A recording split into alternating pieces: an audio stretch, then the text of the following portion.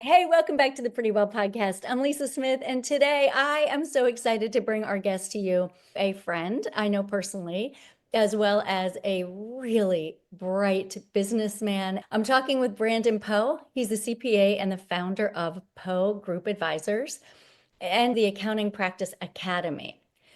He's passionate about entrepreneurship, and he's going to bring us a lot of great information today.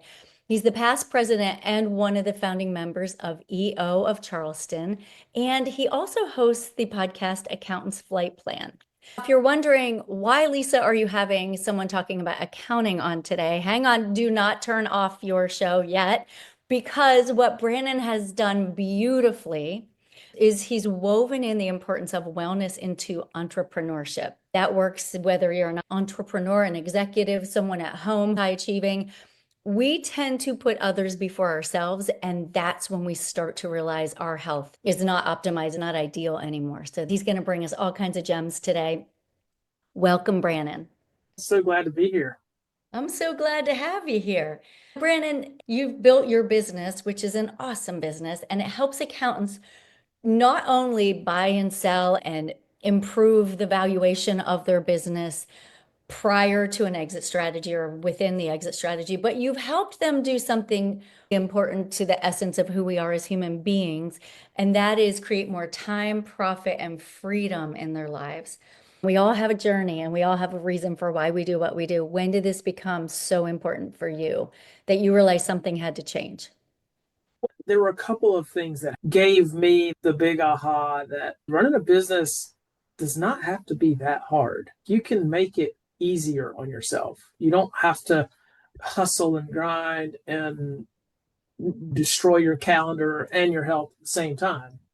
For me, the aha happened in a few stages. One of the events happened when I took my family on a vacation when my kids were little. I was probably about 36, 37 years old when this happened. And my wife, Carol, who you know very well, I'm so lucky to have a wife puts up some boundaries for me. And I'm grateful for that. So we took our family on a vacation and decided to take a cruise. Back then, internet was not terribly available like it is today. So you had to go to this internet cafe. And I was working, I was going off this internet cafe, and I'd be back in a half an hour. I just want to check on something. And then, of course, half an hour turned into 1 or 2 hours. And I'd come back, and she was exhausted with our 3 children. She didn't complain too much while we were on the trip, but we were literally disembarking from the ship. And she said, "That was a great vacation, but if you ever bring your laptop again, I'm throwing it overboard." And she meant it. And I realized that she was right. I was on vacation, I had this chance to be with my kids, and I wasn't being as present as I should have been. So that was the first thing that really started to make me question the status quo. Then I had a potential client, and I was talking with this gentleman. He was in Canada, he was in Ontario. The way our business works is we get a lot of information on the businesses. So we see the financials of the business often when we're in communication with our prospect. They can tell us things, and then we can look at the profit and loss statements, and the profit and loss statements tell a story as well. And so I knew this guy was very successful. I knew he had a very profitable business. And he was explaining to me how he took 4 weeks off. He was going to take 4 weeks off. And I said, "Really?" He said, "Yeah, I'm not going to be checking email. I'm not checking in at all." And I was just like, wow. I just said, "How do you do that?" And he said, "The first time you take off, when you're in the airplane looking down on your city, you wonder if you're going to have a business when you get back. But you just have to do it. If you have a good team, they'll step up. If you don't have a good team, you might need to make some changes to your team." I started seeing this pattern. Some of the most successful people I was representing had the most balance in their lives. And so it was like, wait a minute, this seems to be more than just a coincidence. I realized that the most successful, most balanced business owners, not always, there are workaholics that do very well financially and they run good businesses, but I just noticed that this was a pattern that I saw, and it was something that I wanted. It happened over a period of a couple of years. And then to lock all that in, I joined a program called the Strategic Coach, which is a program for entrepreneurs. And they were very aligned with this sort of thinking. They actually have tools to help you organize your calendar in such a way where you don't have to be totally tied to your business. Did that timing come around the same time where you found strategic coach and you had already had these experiences and you started thinking there is a better way? Because I can see the evidence of it and I want it, Yes. but I don't know how to do it. Strategic coach Yeah. happened to pop up into your radar and you're like, oh, this is what I Yes. need. It just kind of worked out that way over about I would say this has all happened in probably a 3 year window. I joined Strategic Coach right after the Great Recession of 2008. So I joined in 2009 because, I was looking for better ways to run my business. What drew me to Strategic Coach was I wanted to make a more successful, more profitable business. They had this alignment with this vacation and time off idea. They made a lot of really good, solid arguments why that was not a coincidence. You actually rejuvenate as a business owner if you're managing your energy levels well, then you're going to manage your business more successfully. Time off is a key component of managing your energy. So that is so valuable. Whether you're a business owner, whether you're working for a corporation, whether you're a stay-at-home mom, these principles apply to all of us. If we don't take time to step back and sharpen our own saw, we're not as helpful for anybody else. We can't be because we're giving out of lack. We no longer are giving out of our own abundance. So talk to us a little bit about Strategic Coach. I've heard of it. I've seen a little bit on the Strategic Coach website. I think I signed up and got their free book, Dan Sullivan's book, but tell us what that actually is. So, yeah, it was created by Dan Sullivan, as you mentioned, and it is a quarterly workshop where you spend a whole day in a room with about 40 or 50 other entrepreneurs. They go over concepts and it gives you a mastermind of sorts so that you can think about your business from a high level perspective and get other perspectives on issues you might be encountering. It is a coach led workshop, and the first 3 years of the workshop are foundational principles they teach that are really important. One of those principles is the importance of time off. Let's talk about that. You have mentioned margin before, and that falls right in line with this time off and this taking vacations that are intentional. Great concept. In fact, Brannon, before I sold my business and moved to South Carolina, I had a word for the year. And that word was margin because I realized I had no margins. If my life was a book, my words were falling off the page on both sides. No Yeah. margin whatsoever, no white space. So let's talk about it because that's a great theory, but practically speaking, it's terrifying because you do feel like everything's going to implode. And secondly, you don't even know how to begin. What do you do about it? So, how do you make it happen? It does require a leap of faith. And the first step is realizing that, conceptually this works. So, I think you have to buy into the concept. You have to believe that it can work. Okay. And that's why I think being in a group where people are making that work was really helpful for me, like being in Strategic Coach with people who've been in the program for a while. And I'd go and I'd hear about, oh, I just took 2 weeks in Hawaii. Oh, I just took a month in Europe. You're like, Mhm. oh, wow, okay, people are doing it. This does Yeah. work, right? So the proof is in the pudding. Yeah. And I think the first thing is you have to have at least somewhat of a good team, Mhm. right? But even if you don't have a good team, maybe you start with weekends. If people are working Saturdays and Sundays, if they're checking email on the weekends, that's an easy place to start. That's Just stop doing that. Quit checking your phone and your email on the weekend. that's Like good. Friday after work, shut it off. Come back Monday. It'll still be there. Nothing's going to happen over the weekend. Get used to that because a lot of people don't even do that. A lot of people are checking email on the weekends Mhm. and they're checking email before bed or right when they wake up. But you got to give yourself some boundaries And so I think that's the easiest way to start. I had a guy call me years ago, was completely burned out. Mm-hmm. And I could tell from his voice, he was probably in his 30s. And I said, when was the last time you took a vacation? I said, before you sell your business, Mm-hmm. why don't you just take some time off? So it had been years since he took a real vacation. I said, pick a week in the next few months, book something, book an airline ticket so that you're invested in this vacation, right? Right. You're committed to it. Can't back out. Can't back out. I said, just leave your phone at home, leave your laptop at home, just go.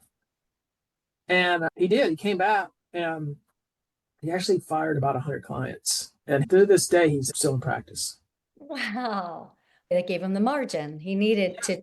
That's the thing about margin. If we don't have it, we can't get outside of the picture frame and see it for the potential and our dreams and our passions. We get lost inside the frame. Yep. Okay, so that's helpful getting some boundaries you set with yourself, not checking your phone and email first thing when you wake up, definitely not before bed because it messes up our sleep, and not checking it on the weekends.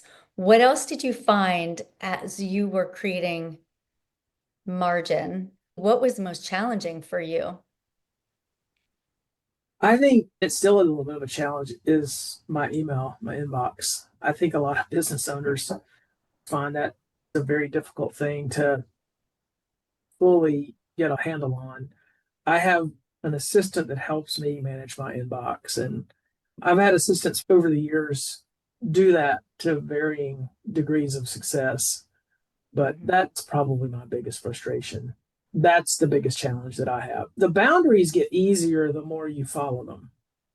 So, I don't really ever work weekends anymore. It's really rare I work a weekend, and it's intentional if I do. It's like I'm behind. I really need to get caught up. I'm going to work half a day on Saturday, knock some things out when nobody's in the office because I need to get ahead. Or maybe it's because I am going on vacation. I'm going on vacation a week and I need to just work a little bit extra to get ready to go out of town. That's the other thing about vacations. They make you incredibly productive before you take them. If you They if you're not going to work while you're on them. That's true. So I think boundaries get easier the more you enforce them. Why is that? Well, it's just part of human habits. Like, let's say you want to give up eating ice cream and you love ice cream and you can't go past an ice cream shop without eating ice cream. I think email's the same way. It's something on your phone, it's right there. If you keep walking past that ice cream shop, the first time it's going to be hard. The second time it's going to be a little bit easier. By the 50th time you've walked past that ice cream store, you don't even see it. You become desensitized. Yeah. Okay, so you mentioned intentionality. That struck a chord with me. You said, I don't ever work a weekend unless I intentionally choose ahead of time, I'm going to work a weekend. And what that struck for me is we tend to let things bleed into our free time. And then before we know it, we have no free time. I'm asking for a friend. I am that person. Like, oh, real quick, check this. I'll knock this out. I know it's Saturday morning, but I'll get this. It was you on vacation. I'll just be a half hour. And before you know it, you're 3 hours in and you're like, oh gosh, I'm really productive, but your day has evaporated. So let's just shift a little, but that intentionality, I want us to keep that in the back of our mind because I do think that's where we have blind spots and that's where this starts to fall apart a little bit. Just like in your business, in my business, like functional medicine, I look at root causes. What are the root causes of someone not being in their best health? And there are always several root causes. It's not just one taproot.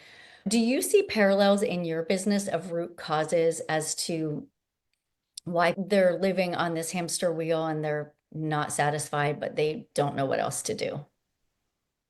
Yeah, I think it's all around mindset. I think it's, the and we coach, our accountants, our accounting workshop that we provide. I see people underperforming in their business and in their lives, and we try to help them improve. Mhm. And A lot of it is mindset. It's the beliefs you have that you're not even aware that you have. Let's It's talk about the yeah, it's this limited you have limited beliefs and you're not aware of it. You can see it really easily in other people sometimes. You see a young person who's not making good decisions and they have to convince themselves in a way, right? that. I think it's very much mindset. The assumption that this is the way it is for everybody is probably one of the worst assumptions people make. Like, oh, well, everybody has to check email on Saturday mornings, or my clients check email on Saturday mornings, therefore I have to check email on Saturday mornings. That's under the surface. It's under the surface, so you have to challenge those beliefs and assumptions. And that's mindset. So let's talk about some of the most common limiting beliefs that you have seen. Let's identify those. Well, this is a business related one. I think pricing is a really good example. Accountants are frugal people in general. They assume everyone else is the same way. They assume their clients are frugal. Hmm. Therefore, they don't bill what they're actually worth Oh, because they're assuming their clients don't oh, value their work because they don't value their own work, their own time as much. They're assuming everyone has these hangups around price and money that they have. that applies to all of us. That's not just accountants. We tend to think, well, I wouldn't pay for it, so nobody's going to pay for that. That is very limiting. What are some others that keep business owners stuck in chronic stress? I think, again, it's this belief system that it has to be this way. I mean, all accountants work long hours during tax season. Well, Hmm. that's not true. Really?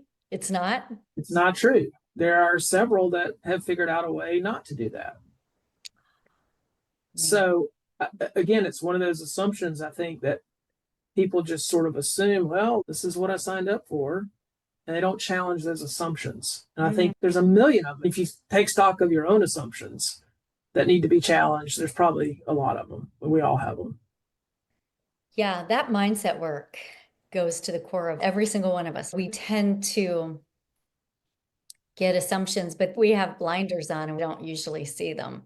It really does take some inside work. It helps to get help from someone who can help you see them. One that comes up a lot is wearing busy like a badge of honor. I'm so busy. We all are. But that seems to get into the fabric of our being. We have a difficult time breaking out of the busy mode, but the busy mode is what keeps us stuck, stops us from taking the vacation, stops us from taking quiet time to look inward and listen and be present. Tell me your thoughts about that. Yeah, I think busyness is a distraction. Maybe people like to be busy because they don't like to be quiet with their thoughts. I That is one of those limiting beliefs that we get stuck on. And part of the reason we get stuck on it is because we see it as a good thing. what I see a lot of business owners do is they default to work and then they have not spent time doing other things to develop other interests, other friendships, other avenues to enjoy life away from work. And Mm. so those parts of your life sort of atrophy because you're giving work all of your energy. If you like to be busy, you have to think, okay, how much is reasonable for work and how much time and space should I allow for other interests? I need to give myself time to pursue those and to be in a community, be alone, and all of the things that you might need. That answer is different for everyone. It needs to be intentional to work generally.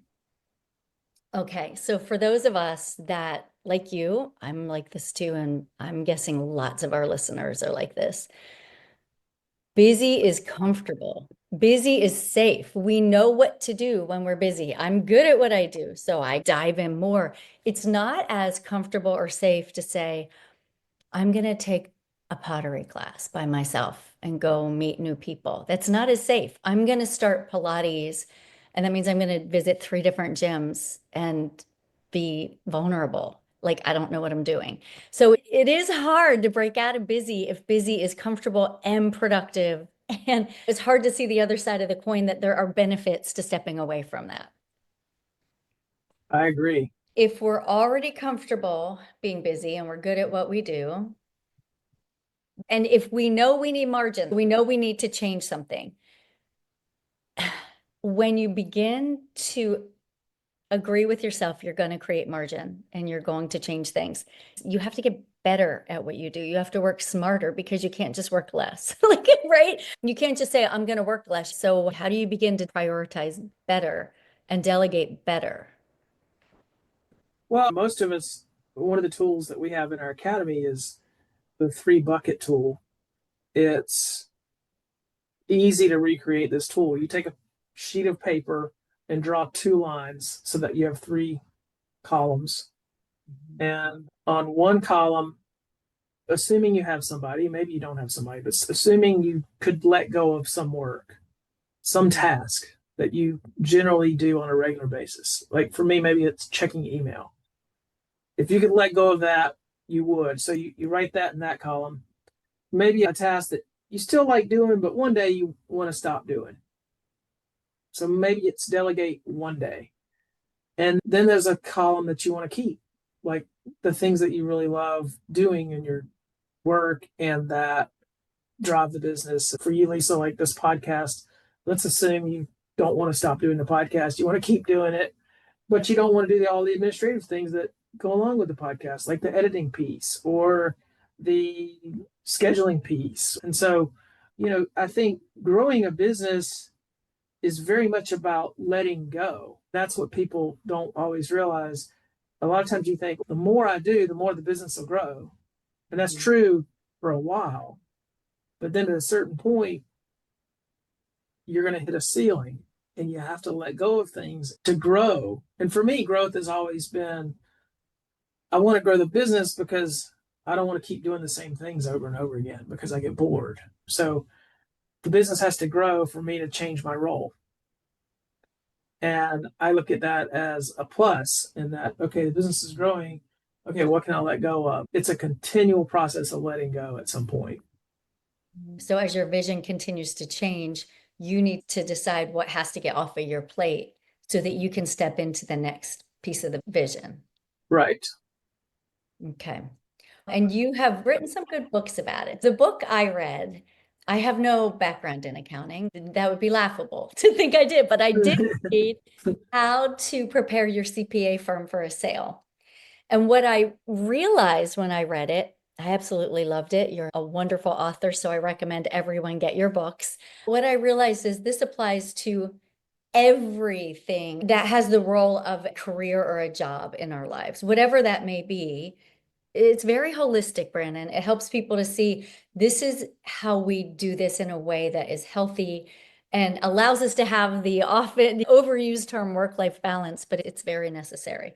So I love that book. And what you point out, I was thinking, oh my gosh, if I were 20 years younger, I would take all this and I would apply this in the functional medicine space and help my industry be healthier because we tend to be the plumbers whose pipes need fixing. But you also wrote the Unplugged Vacation, which we talked about a little bit. So tell us about what you learned in the process of writing your books. And how many have you written? You've written more than those two. So I've written four altogether. I do enjoy writing, and I've learned a lot from my clients. A lot of this comes from the work I do with my clients. The first book I wrote was The Accountant's Flight Plan, which was the story about the guy that took 4 weeks off and told me that when you're flying out of your city, you wonder if you have a business when you get back. That example is an accountant's flight plan. Gosh, I've learned so much. Writing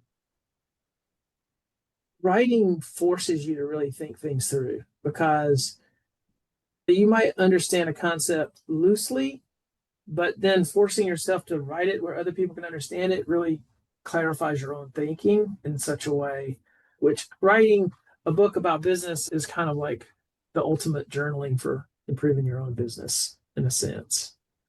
So, what have I learned? I've learned a lot about running a business. The mindsets are really key. I think that's the key. And that's what separates. We all have the same 24 hours every day.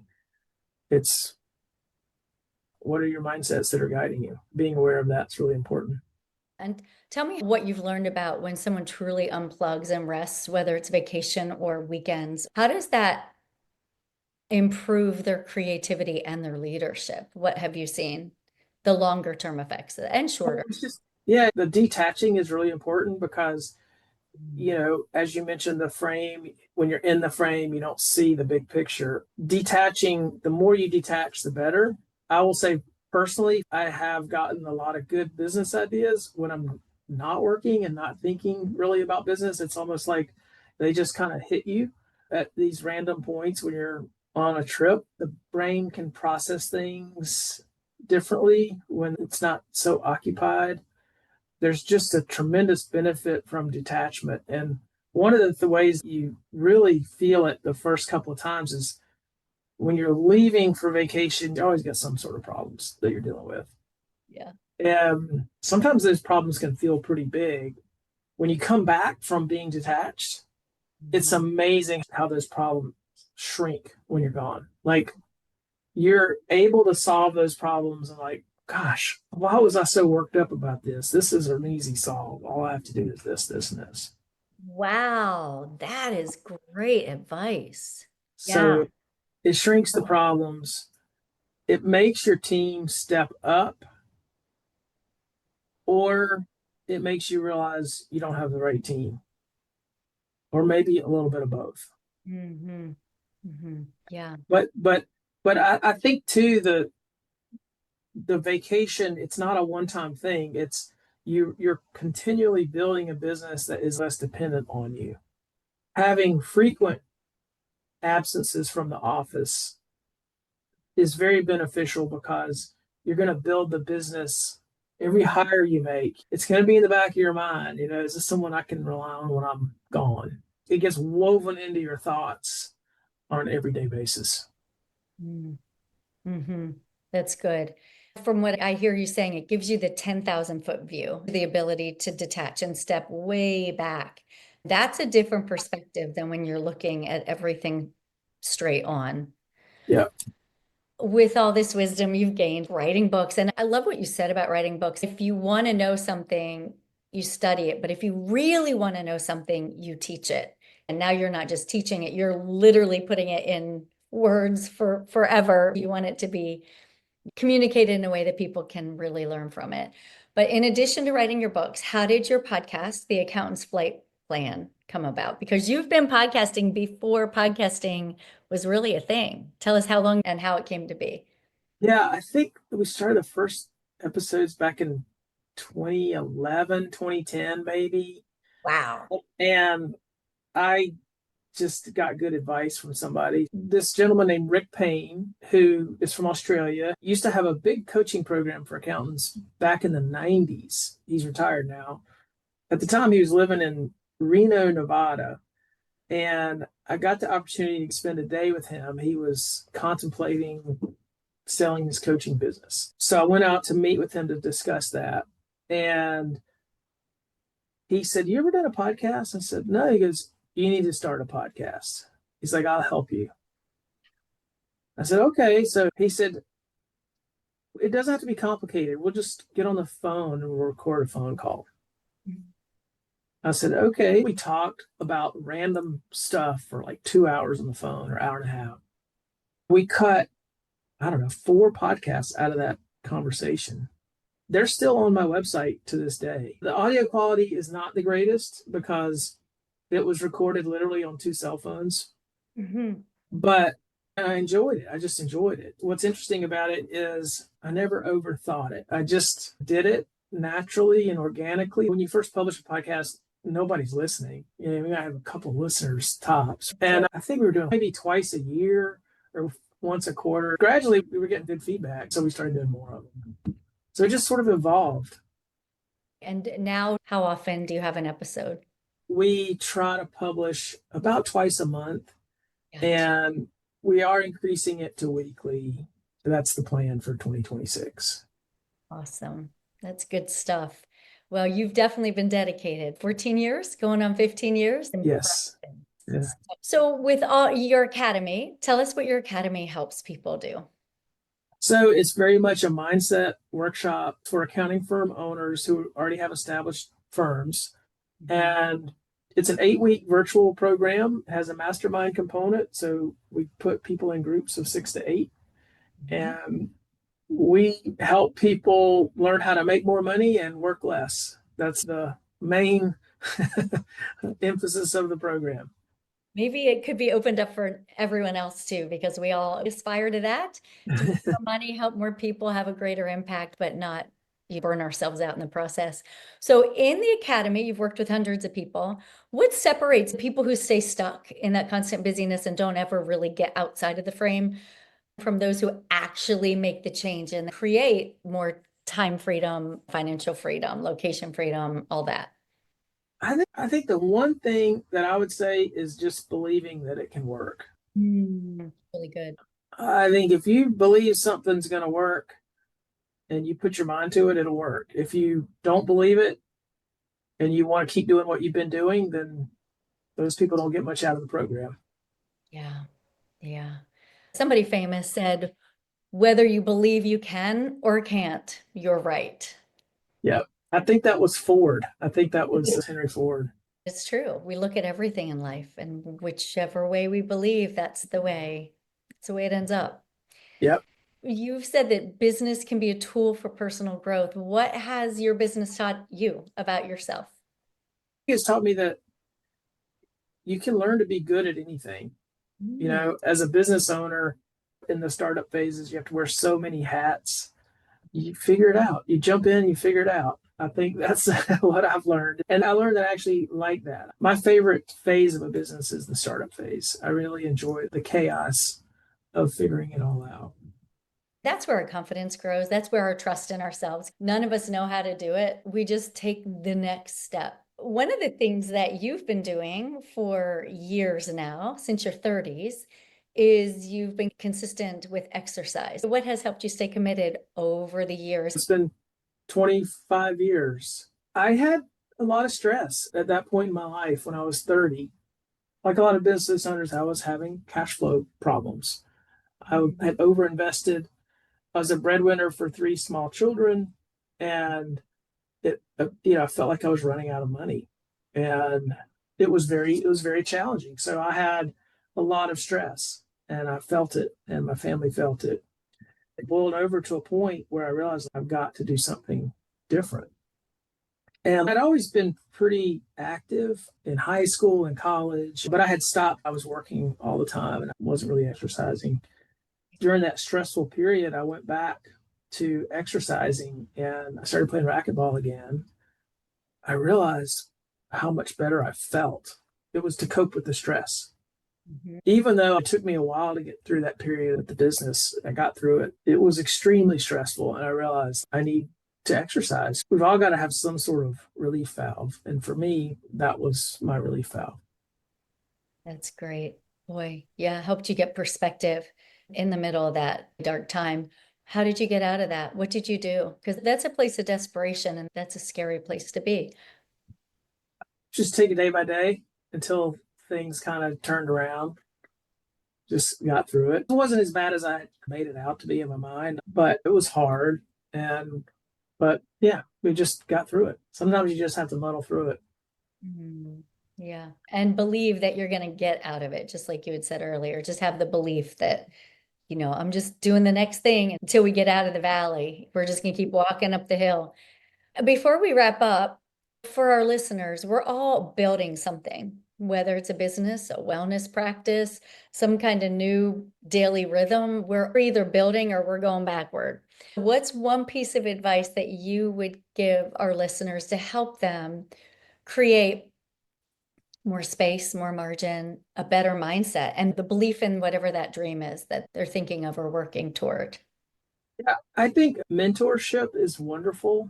I think finding a mentor or a coach, you don't have to do everything by yourself. Someone out there has the answers you need and they're happy to help you. I'm a big believer in finding good mentors and listening to them.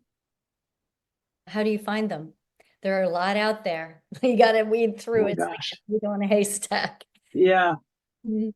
I've been very fortunate that I've had a few people that have been instrumental that I've just sort of accidentally found. There's been people that you gravitate towards and they're willing to help. And I think mentors are willing to help you if they know that you're willing to listen and actually willing to do some things differently. Yeah. Nobody wants an asshole. Yeah. Well, as we wrap up, are there any parting words that you have for our listeners today that you want to share with them? I would just say, whatever it is you're going after, believe that you'll find a way and stick with it. Yeah. We say it all over social media, but it's true. We do not end up with what we want.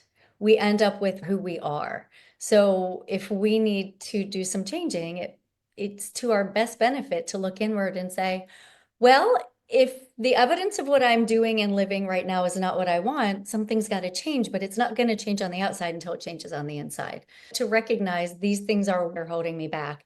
And I need to upgrade my belief system. It's funny how things come in our path. When I asked you about your mentors, how have you found them? And you said, I've just been lucky. I've stumbled upon them. When we're ready for those things, I believe God then brings those people in our path and we make new steps together. Yes, I agree with you. What I love about your message is it helps people to reframe success from not doing more to creating more space to allow us to see things from a different standpoint. So appreciate you coming in and reminding us to create some white space in our schedule and our lives, some margin, and take better self-care so that we can get to that next step. Love it. This has been a lot of fun, Lisa. It's been a good conversation. Me too, Brannon. Thanks for coming on today. And guys, thanks for